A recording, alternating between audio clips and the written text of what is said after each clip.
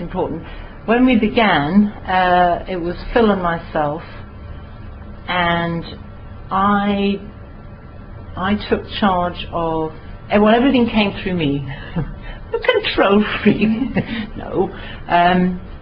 So all the articles came to me, and then I would send them on to Phil, and we would both read them and then decide who they went to. In terms of subscriptions, I was in charge of that. Subscriptions, membership, and conference, the one-day yearly conference. The management of it. Phil did the formatting of all the agreed articles that were to go forward to Intellect. He did the website, and he did the collating of the conference papers and sending them out to the delegates. And that seemed like a fairly fair division.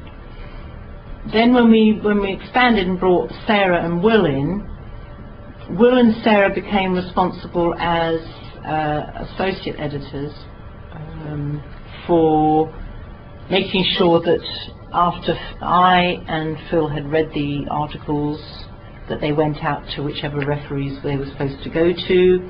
That was mostly Will. Will had to sort of trace where the article went after Phil and I had read it, and often he would read it as well.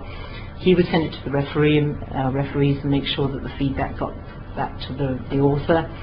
Sarah was responsible for formatting, and it's very interesting how for a while the formatting of the work changed under Sarah's aegis from Phil's, because Phil's a stickler, I'm a stickler, and Sarah's different. So we had to help Sarah find a way to become a stickler, and she's got there now, I'm glad to say. And that's not a criticism, it's just one of those things.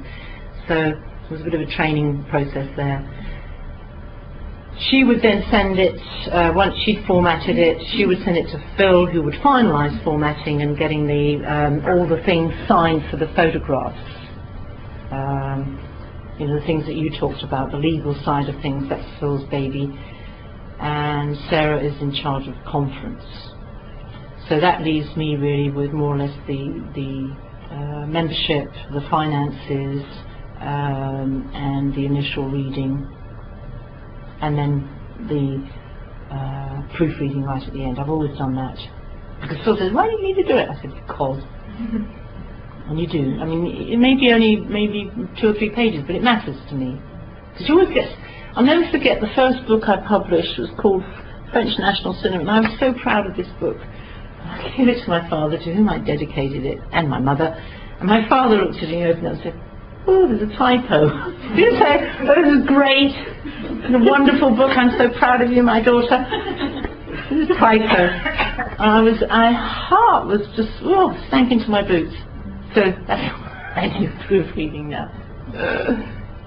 So I hope that helps. Yes. You know, if you have a good team of 4 people, and if you can be two in the same, I mean,